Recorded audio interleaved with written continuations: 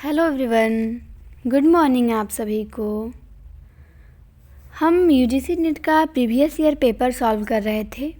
तो पिछली क्लास में भी हमने दिसंबर 2012 का ही देखा था और इसमें भी दिसंबर 2012 में का ही देखेंगे। 2 पेपर हुआ था दिसंबर 2012 में, तो ये भी उसी समय का पेपर है। तो चलिए इसे भी हम लोग हल करते हैं। 50 प्रश्न कुल दिए गए हैं। पहला प्रश्न है आपके सामने कि सरहपा का संबंध निम्न में से किससे है? सिद्ध से, रासो से, नाथ से, जैन से। तो सरहपा का संबंध सिद्ध साहित्य से है। ये प्रथम सिद्ध कवि हैं ना सरहपा, और हिंदी के भी प्रथम कवि हैं। राहुल सांकृत्यायन ने इनका समय 769 ईस्वी माना है। सरहपाद, सरोज वज्र तथा राहुल भद्र इनके अन्य नाम हैं। इनकी रचना दोहा कोश है और सिद्धों की संख्या 84 मानी जाती है। तो सरहपा का संबंध सिद्ध साहित्य से है। ठीक। दूसरा प्रश्न पूछा गया है कि निम्न में से कौन अष्टछाप के कवि नहीं हैं? सूरदास, कुंभनदास, नंददास, सुंदरदास। तो सूरदास तो हैं ही अष्टछाप में, कुंभनदास भी हैं, नंददास भी हैं, लेकिन सुंदरदास नहीं है। सुंदरदास संत परंपरा के कवि हैं। किसके हैं? संत परंपरा के। संतों में सबसे पढ़े लिखे थे ये। अष्टछाप में आपके 4 कवि आते हैं, 8 कवि आते हैं।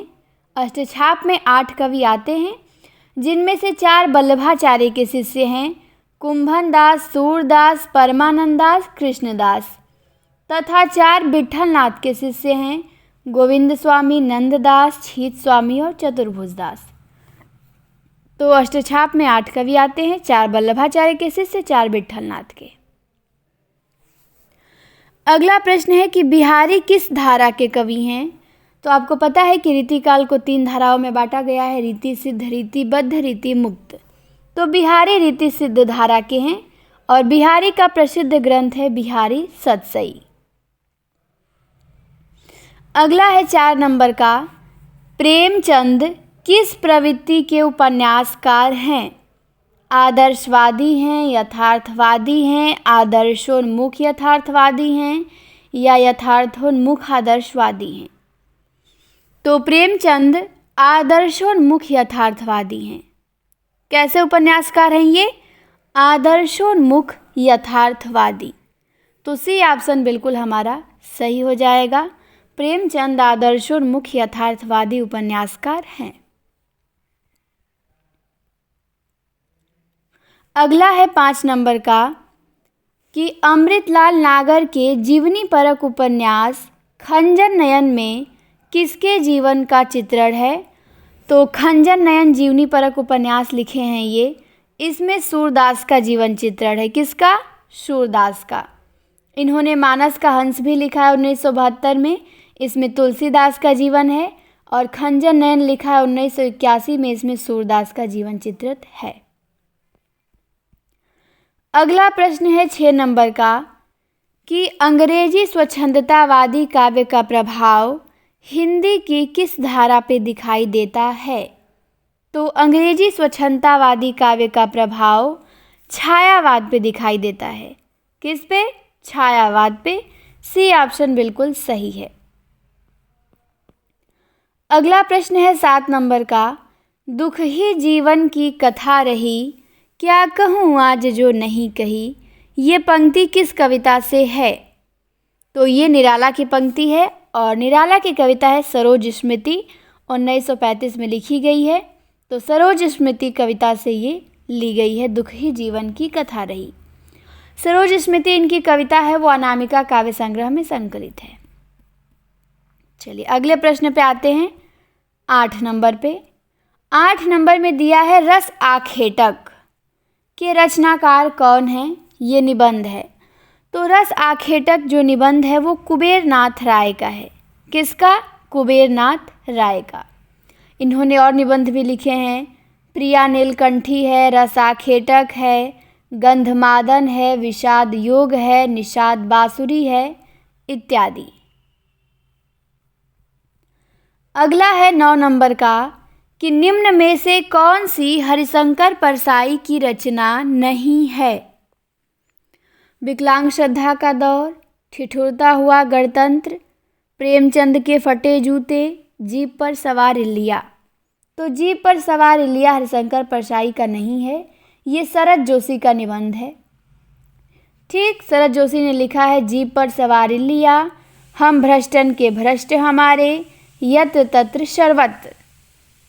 जबकि विकलांग श्रद्धा का दौर, ठिठुरता हुआ गणतंत्र, प्रेमचंद के फटे जूते, सदाचार की ताबीज, तुलसीदास चंदन घिसे, ये सभी हरिशंकर परसाई के निबंध संग्रह हैं। 10 नंबर का प्रश्न है, एक बूंद सहसा उछली किस विधा की रचना है। तो एक बूंद सहसा उछली अज्ञे का यात्रा वृतांत है।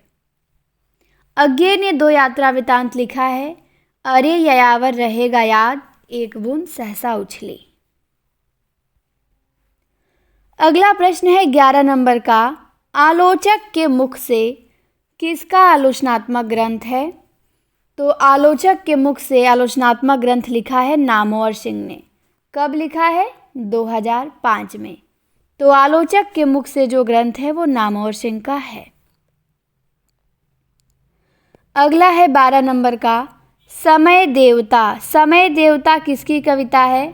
तो ये लंबी कविता है। समय देवता नरेश मेहता की है। और समय के पाँव, साहित्य देवता, ये दोनों माखनलाल चतुर्वेदी की रचना है। साहित्य देवता माखनलाल चतुर्वेदी का और समय देवता नरेश मेहता की लंबी कविता है। 13 नंबर में पूछा गया है, ऑफ ग्रामेटोलॉजी। ऑफ ग्रामेटोलॉजी के लेखक कौन हैं। तो ऑफ ग्रामेटोलॉजी के लेखक जाक देरिडा हैं, जिन्होंने विखंडनवाद का सिद्धांत दिया था। तो जाक देरिडा ने लिखा है ऑफ ग्रामेटोलॉजी। 14 नंबर का प्रश्न है कि निम्न में से कौन मार्क्सवादी आलोचक नहीं है। शिवदान सिंह चौहान, शिव कुमार मिश्र, प्रकाश चंद्र गुप्त, रामस्वरूप चतुर्वेदी। तो मार्क्सवादी आलोचक कौन नहीं है। तो रामस्वरूप चतुर्वेदी मार्क्सवादी आलोचक नहीं है। डी ऑप्शन हमारा सही हो जाएगा। शिवदान सिंह चौहान हैं, शिव कुमार मिश्र हैं, प्रकाश चंद्र गुप्त हैं, पर रामस्वरूप चतुर्वेदी मार्क्सवादी आलोचक नहीं हैं। ठीक, रामस्वरूप चतुर्वेदी भाषिक संवेदना एवं आधुनिकता बोध के आलोचक माने जाते हैं। 15 नंबर में पूछा गया है, मेरे राम का मुकुट भीग रहा है किसकी रचना है। तो मेरे राम का मुकुट भीग रहा है निबंध है विद्यानिवास मिश्र का। विद्यानिवास मिश्र का निबंध है मेरे राम का मुकुट भीग रहा है। इनका और भी निबंध है, तुम चंदन हम पानी, मैंने सील पहुँचाई, मेरे राम का मुकुट भीग रहा है, भ्रमरानंद के पत्र, फागुन दुई रे दिन, गांधी का करुण रस इत्यादि।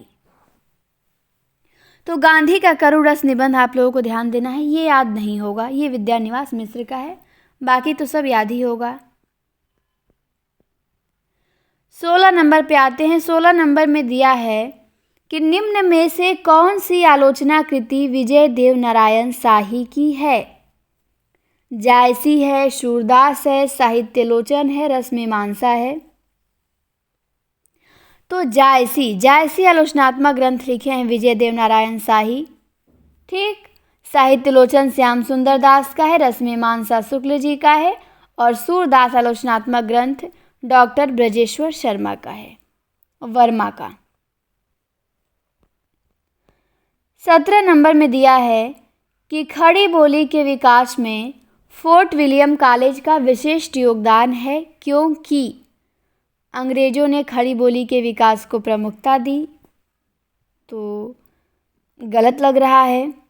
खड़ी बोली के प्रशिक्षण से विविध साहित्यिक विधाओं का सृजन हुआ, ये भी गलत लग रहा है। खड़ी बोली में साहित्य लेखन युग की आवश्यकता थी, तो ये भी गलत लग रहा है। तो यहाँ पे हमारा A, C, B तीनों गलत हो जाएगा, ए बी सी तीनों गलत दिया है, ठीक, क्योंकि यहाँ पे फोर्ट विलियम कॉलेज का इन सब चीज़ों में कोई योगदान नहीं था।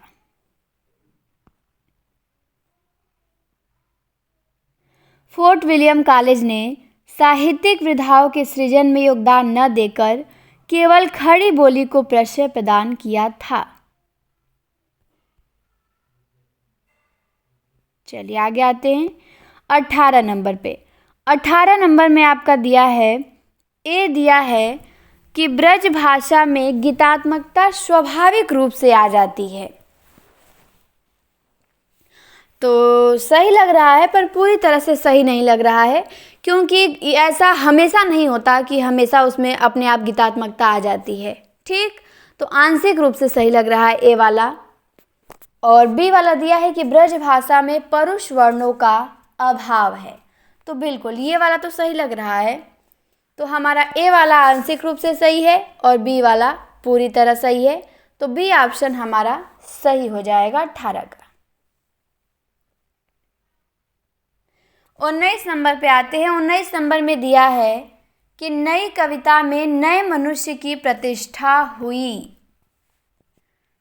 फिर दिया है बी वाला कि नई कविता में व्यक्त मनुष्य का द्वंद्व अंशतः आयातित होता है। तो यहाँ पे दोनों सही लग रहा है। नई कविता में नए मनुष्य की प्रतिष्ठा हुई, बिल्कुल सही है। नई कविता में व्यक्त मनुष्य का द्वंद्व अंशतः आयातित होता है, ये भी सही है। तो यहाँ पे ए और बी दोनों आपका सही हो जाएगा। 20 नंबर में आते हैं। 20 नंबर में दिया है कि छायावाद की निम्नलिखित विशेषताएं हैं। छायावाद की विशेषता क्या क्या है ये बताना है। आत्मानुभूति की अभिव्यक्ति, साम्राज्यवाद के प्रति विद्रोह, सौंदर्य के प्रति अत्यधिक आकर्षण, छायावाद रहस्य का पर्याय है। तो यहाँ पे ए वाला तो बिल्कुल सही है, आत्मानुभूति की अभिव्यक्ति हुई है छायावाद में। साम्राज्यवाद के प्रति विद्रोह है, ये भी सही है। सौंदर्य के प्रति अत्यधिक आकर्षण है छायावाद में, ये भी सही है। लेकिन छायावाद रहस्य का पर्याय है, ये पूरी तरह सही नहीं है, आंशिक सही है, ठीक। रहस्यवाद की भावना पाई जाती है, लेकिन पूरी तरह से रहस्य का पर्याय हम नहीं कह सकते हैं। तो हमारा डी ऑप्शन सही हो जाएगा। ए बी सी पूरी तरह सही है, डी आंशिक रूप से सही है। चलिए 21 नंबर पे आते हैं। 21 नंबर में इतिहास ग्रंथों का काल क्रमानुसार सही क्रम बताना है। हिंदी साहित्य का आलोचनात्मक इतिहास है राम कुमार वर्मा का, फिर हिंदी साहित्य की भूमिका है, फिर हिंदी साहित्य का इतिहास है शुक्ल का, फिर मिश्रबंधु विनोद है। तो सबसे पहले तो मिश्रबंधु विनोद आ जाएगा 1913 में। तो डी ऑप्शन में सबसे पहले मिश्रबंधु विनोद दिया हुआ है। फिर आएगा 1929 में हिंदी साहित्य का इतिहास शुक्ल जी का। फिर आएगा हिंदी साहित्य की भूमिका 1940 में हजारी का। फिर आएगा हिंदी साहित्य का आलोचनात्मक इतिहास 1938 में रामकुमार वर्मा का। तो चूंकि हिंदी साहित्य की भूमिका को सबसे अंत में होना चाहिए था और हिंदी साहित्य का आलोचनात्मक इतिहास पहले होगा, क्योंकि ये 38 में है, तो वैसे बिल्कुल क्रम से तो दिया नहीं है यहाँ पे। तो सबसे पहले मिश्रबंधु विनोद को देख के हम डी वाला ऑप्शन लगा देंगे, ठीक। देख लीजिए यहाँ डेट भी दिया हुआ है, जो मैंने बताया बिल्कुल वही दिया है। 22 नंबर में दिया है कि तुलसीदास की रचनाओं का क्रम क्या है। रामचरितमानस है, दोहावली है, गीतावली है, विनय पत्रिका है। तो सबसे पहले मानस आएगा, संवत 1631 में है, ठीक। फिर दोहावली आएगा संवत 1640 में। फिर गीतावली आएगा संवत 1653 में। फिर विनय पत्रिका आएगा संवत 1653 में। तो सबसे पहले रामचरितमानस, फिर दोहावली, फिर गीतावली, फिर विनय पत्रिका। बी ऑप्शन हमारा करेक्ट है। 23 नंबर में पूछा है कि जन्म तिथि की दृष्टि से द्विवेदी युगीन कवियों का क्रम बताइए। तो यहाँ पे ए ऑप्शन हमारा सही हो जाएगा। सबसे पहले श्रीधर पाठक आएंगे 1859 में। फिर आएंगे अयोध्या सिंह उपाध्याय हरिऔध 1864 में। फिर आएंगे मैथिली शरण गुप्त 1886 में। फिर आएंगे राम नरेश त्रिपाठी 1889 ईस्वी में। तो ए ऑप्शन बिल्कुल हमारा सही है। 24 नंबर पे आते हैं। 24 नंबर में काव्य कृतियों का प्रकाशन काल की दृष्टि से सही क्रम बताना है। आत्मजयी है, कनुप्रिया है, उर्वशी है, यशोधरा है। तो सबसे पहले यशोधरा आएगा, फिर उर्वशी, फिर कनुप्रिया, फिर आत्मजयी। यशोधरा है आपका 1932 में मैथिली शरण गुप्त का। कब है? 1932 में। फिर आपका आ जाएगा कनुप्रिया 1959 में धर्मवीर भारती का है। फिर आएगा उर्वशी 1961 में दिनकर का। फिर आएगा आत्मजयी 1965 में कुंवर नारायण का। तो आपका सही क्रम होगा यशोधरा, कनुप्रिया, उर्वशी और आत्मजयी। यशोधरा 32 में, उर्वशी 61 में, कनुप्रिया 59 में, आत्मजयी 65 में। 25 नंबर में पूछा है कि पाश्चात्य समीक्षकों का जन्म की दृष्टि से सही क्रम बताइए। तो यहाँ पे तो जिस विकल्प में सबसे पहले प्लेटो हैं हम उनको लेंगे। सबसे पहले प्लेटो आते हैं, ठीक। प्लेटो के बाद अरस्तु आ जाएंगे। अरस्तु के बाद लोनजाइनस आएंगे। लोनजाइनस के बाद आएंगे कॉलरिज। सबसे पहले प्लेटो, फिर अरस्तु, फिर लोनजाइनस, फिर कॉलरिज।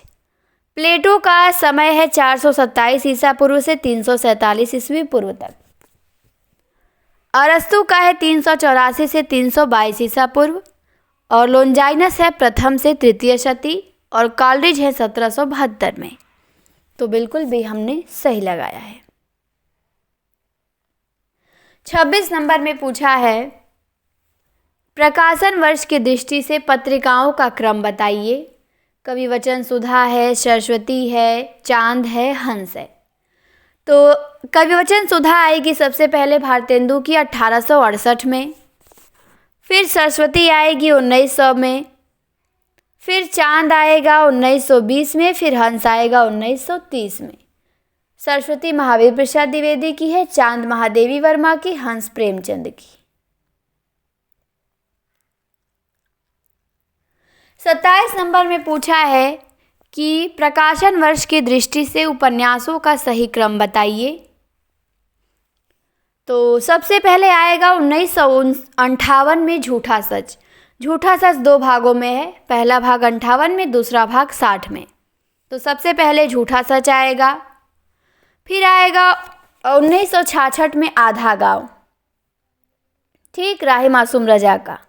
फिर आएगा तमस 1973 में। और फिर आएगा सूखा बरगद 1986 में। तो चूंकि लास्ट वाला दोनों विकल्प को हेर फेर करना पड़ेगा, क्योंकि सूखा बरगद को तमस से पहले दे दिया है, ये नहीं होगा। तमस पहले आएगा, फिर सूखा बरगद आएगा, ठीक। तो सबसे पहले झूठा सच 1958 में, आधा गांव 1966 में, तमस 1973 में, सूखा बरगद 1986 में। 28 नंबर में कवियों का सही क्रम बताना है। सबसे पहले कौन आएंगे, फिर उसके बाद तो सबसे पहले तो आपके केशवदास आ जाएंगे 1555 में। केशवदास के बाद आते हैं चिंतामणि 1609 में। फिर आते हैं बिहारी और फिर आते हैं पद्माकर। तो यहाँ हम डेट देख लेते हैं थोड़ा, ठीक। तो बिहारी चूँकि चिंतामणि से पहले रहेंगे, पर ऑप्शन में यहाँ गड़बड़िया किया है, पहले थोड़ा गड़बड़ी बहुत करता था, ठीक। तो सबसे पहले केशवदास आएंगे 1555 में। फिर बिहारी आएंगे 1595 में। फिर चिंतामणि आएंगे 1609 में। फिर 1753 में पद्माकर आएंगे।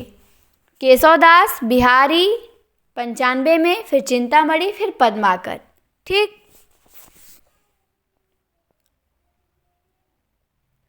29 नंबर में आते हैं। 29 नंबर में दिया है कि निम्नलिखित काव्यों का सही क्रम बताइए। लोकायतन है पंत का, राम की शक्ति पूजा है निराला का, झरना है प्रसाद का और प्रिय प्रवास है हरिऔध का। तो सबसे पहले प्रिय प्रवास आ जाएगा, 1914 में है। फिर झरना आएगा 1918 में। फिर राम की शक्ति पूजा आएगा 1936 में। फिर लोकायतन आएगा 1964 में सबसे अंत में। लोकायतन पे सोवियत लैंड पुरस्कार भी मिल चुका है। तो सी ऑप्शन हमारा यहाँ पे करेक्ट होगा। 30 नंबर में आते हैं। 30 नंबर में दिया है कि निम्नलिखित पंक्तियों के साथ कवियों को सुमेलित कीजिए। पंक्ति दी गई है, घुन खाए सहतीरों पर। तो ये नागार्जुन की पंक्ति है। घुन खाए सहतीरों पे 12 खड़ी विधाता बाचे, फटी भीत है छत चूती है, आले पे बिस्तुइया नाचे। तो ये नागार्जुन की है। फिर है, एक बीते के बराबर है हरा ठिगना चना। तो ये है केदारनाथ अग्रवाल का।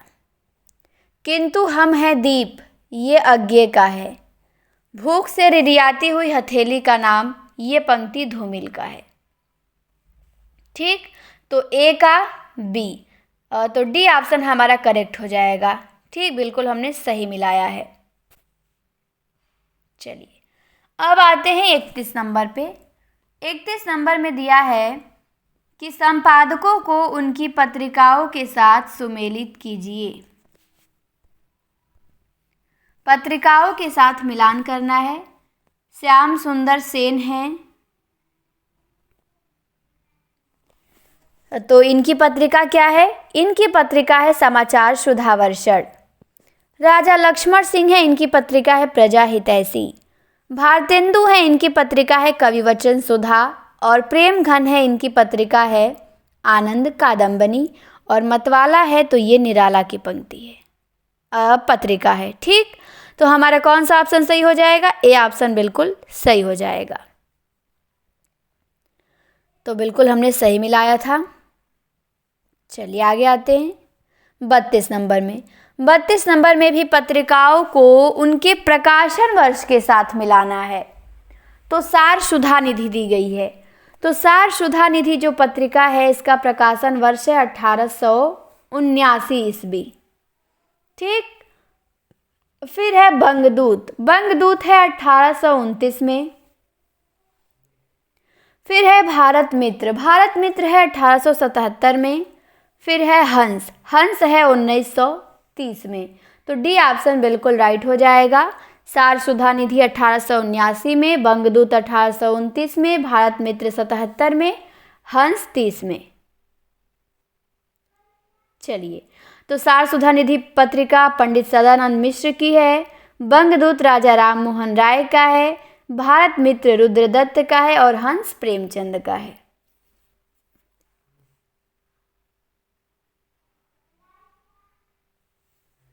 तैंतीस नंबर में दिया है कि आलोचनात्मक कृतियों को उनके लेखकों के साथ मिलान कीजिए।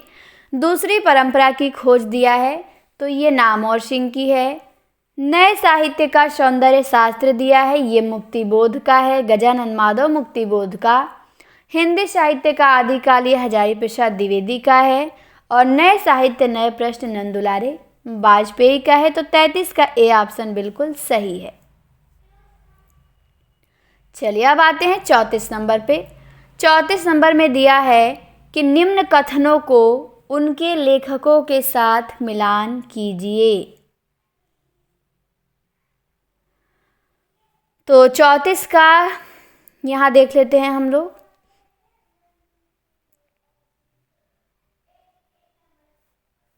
तो यहाँ पे हो जाएगा आपका, करुणा दुखात्मक वर्ग में आने वाला मनोविकार है। ये किसने कहा है? ये रामचंद्र शुक्ल ने कहा है। ठीक, करुणा दुखात्मक वर्ग में आने वाला मनोविकार है, रामचंद्र शुक्ल ने कहा है। फिर है कि मनुष्य की श्रेष्ठ साधनाएं ही संस्कृति हैं, हजारी प्रसाद द्विवेदी ने कहा है। छायावाद स्थूल के प्रति सूक्ष्म का विद्रोह है, डॉक्टर नगेंद्र ने कहा है। भक्ति आंदोलन एक जातीय और जनवादी आंदोलन है, रामविलास शर्मा ने कहा है। तो करुणा दुखात्मक वर्ग में आने वाला मनोविकार है शुक्ल जी। मनुष्य की श्रेष्ठ साधनाएं ही संस्कृति है, हजारी प्रसाद द्विवेदी। तो बिल्कुल हमने सही मिलान कर लिया। बी ऑप्शन यहाँ पे राइट हो जाएगा। 35 नंबर में आते हैं। 35 नंबर में दिया है कि निम्नलिखित कृतियों को उनकी विधा के साथ सुमेलित कीजिए। तो लहरों के राजहंस, ये तो नाटक है मोहन राकेश का। आधा गांव, तो ये उपन्यास है राही मासूम रजा का। तुम चंदन हम पानी, ये निबंध है विद्यानिवास मिश्र का। मुर्दहिया मुर्दहिया आत्मकथा है तुलसी राम की। तो डी ऑप्शन हमारा सही हो जाएगा। 36 नंबर में आते हैं। 36 नंबर में दिया है कि निम्नलिखित उपन्यासों को उनके पात्रों के साथ मिलान कीजिए। गबन दिया है, गबन, गबन की पात्र कौन है? तो गबन की पात्र है जालपा। फिर है नदी के द्वीप, नदी के द्वीप की पात्र है भुवन, भुवन रेखा गौरा नदी के द्वीप में है ना। फिर है मैला आंचल, मैला आंचल का पात्र है डॉक्टर प्रशांत। फिर है बाणभट्ट की आत्मकथा, इसका पात्र है निपुणिका। तो ए ऑप्शन हमारा सही हो जाएगा। अब आते हैं हम 37 नंबर पे। 37 नंबर में दिया है कि निम्न पात्रों को नाटकों के साथ सुमेलित कीजिए। तो यहाँ एक जगह पे नहीं दिया है, ठीक, तो हम यहाँ से मिलान कर लेंगे। हाँ, सिंहरण, सिंहरण किस नाटक का पात्र है? तो सिंहरण चंद्रगुप्त नाटक का पात्र है और ये प्रसाद जी का नाटक है। फिर है युयुत्सु, तो युयुत्सु अंधा युग का पात्र है और ये धर्मवीर भारती का नाटक है। फिर है जुनेजा, जुनेजा आधे अधूरे का पात्र है और ये नाटक है मोहन राकेश का। फिर है दक्ष, दक्ष जो है एक कंठ विस्पाई का पात्र है और ये नाटक है दुष्यंत कुमार का। फिर है कात्या, कात्या है हानुष नाटक का पात्र और ये नाटक है भीष्म शाहनी का। सिंहरण चंद्रगुप्त का है, युयुत्सु अंधा युग का है और जुनेजा आधे अधूरे का है। दक्ष एक कंठ विस्पाई का है और कात्या हानुष का है। अब आते हैं 38 पे। 38 में दिया है कि निम्न आचार्यों को उनके सिद्धांतों के साथ मिलान कीजिए।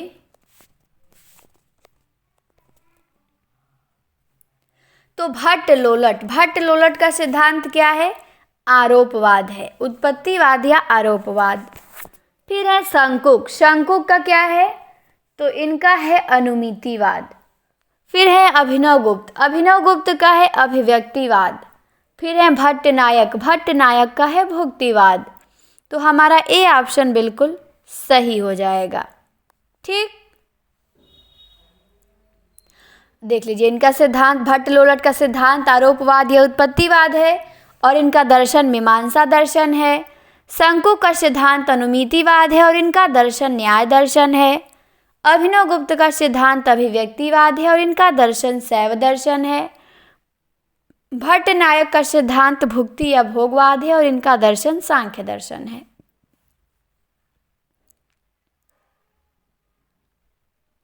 अब आते हैं 39 नंबर पे। 39 नंबर में आचार्यों को उनके कालखंड के साथ सुमेलित कीजिए। तो भामह, भामह का क्या है समय? तो भामह 6वीं शताब्दी के आचार्य हैं, तो ये आ जाएंगे भी 5वें नंबर पे। भामह 6वीं शताब्दी के हैं। फिर है क्षेमेंद्र, क्षेमेंद्र हैं 10वीं शताब्दी के। फिर हैं विश्वनाथ, विश्वनाथ हैं 11वीं शताब्दी के। फिर हैं पंडित राज जगन्नाथ, ये हैं आपके 17वीं शताब्दी के। तो बी ऑप्शन हमारा राइट हो जाएगा। भामा 6वीं, क्षेमेंद्र 10वीं, विश्वनाथ 11वीं और जगन्नाथ 17वीं। चलिए अब आते हैं 40 नंबर में। हम 40 नंबर में स्थापना दिया गया है, तो यहाँ पे दिया गया है स्थापना कि किसी व्यक्ति का लोभ उस व्यक्ति से केवल बाह्य संपर्क रखकर ही तुष्ट नहीं हो सकता, उसके हृदय का संपर्क भी चाहता है। तो बिल्कुल सही है। और तर्क दिया है कि लोभ प्रेम का मूल है। ठीक, तो ये गलत दिया है। यहाँ पे व्याख्या तो सही दिया है कथन, लेकिन तर्क क्या है, तर्क गलत दिया है। लोभ प्रेम का मूल न होकर प्रेम लोभ का मूल है, ये होना चाहिए था। ठीक, तो ए सही और आर गलत है। 41 नंबर पे आते हैं। 41 नंबर में स्थापना दी गई है कि भरत मुनि के अनुसार अस्थाई भाव ही रस के रूप में परिणत होता है। बिल्कुल सही है। और तर्क दिया गया है कि उनके प्रसिद्ध रस सूत्र में स्थाई भाव का स्पष्ट उल्लेख है। तो क्या है, तर्क गलत दिया गया है। अस्थाई भाव का उल्लेख नहीं किए हैं वो। यही उनका सूत्र है, विभावानुभावे विचारी संयोगादर्श निष्पत्ति। तो उन्होंने स्थाई भाव का उल्लेख नहीं किया है। ठीक, और लेकिन उनके अनुसार स्थाई भाव रस के रूप में परिणत होता है, ये बिल्कुल सही है। तो यहाँ पे ए सही है और आर गलत दिया गया है। 42 नंबर में आते हैं। 42 नंबर में स्थापना दी गई है कि बिनु पद चले सुने बिनु काना में असंगति अलंकार है। तो ये तो बिल्कुल गलत दिया गया है, क्योंकि असंगति अलंकार यहाँ नहीं है, यहाँ पे विभावना अलंकार है। ठीक, तर्क दिया गया है कि असंगति अलंकार में कारण के बिना कार्य होता है। बिल्कुल गलत, कारण के बिना कार्य तो विभावना में होता है। तो यहाँ पे ए और आर दोनों गलत है। जहाँ बिना कारण के कार्य हो वहाँ विभावना अलंकार होता है, और असंगति अलंकार वहाँ होता है जहाँ पे काम कहीं और हो और उसका फल कहीं और हो। ठीक, कारण कहीं और कार्य कहीं और हो, तो वहाँ पे क्या होता है, असंगति अलंकार होता है। जैसे हृदय घाव मेरे पीर रघुवीरे, घाव किसी और को लगा है, दर्द किसी और को हो रहा है। ठीक, तो वहाँ पे असंगति अलंकार हो जाएगा। जैसे दृघ उर्झत टूटत कुटुंब में भी असंगति अलंकार है। तो यहाँ पे ए और आर दोनों गलत दिया था।